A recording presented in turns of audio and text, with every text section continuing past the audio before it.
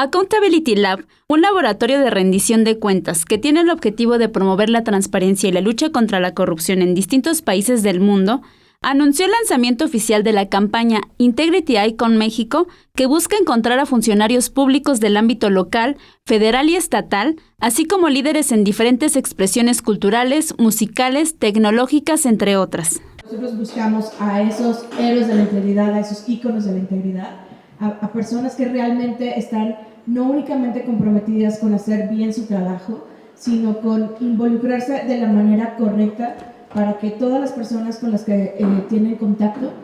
sean beneficiadas. A través de los registros en la página www.integrityicon.org México, se identificará a los funcionarios honestos para elegir a los 5 ganadores. Ya que los encontramos, entonces los damos a conocer a través de pequeños documentales sobre su persona y sobre su trabajo, y ya después que socializamos los documentales, pues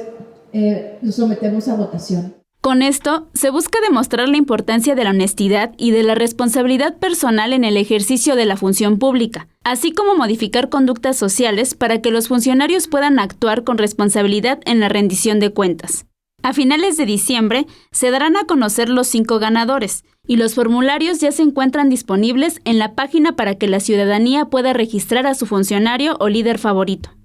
Con imágenes de Jorge Barajas, Gloria López, 21 Noticias.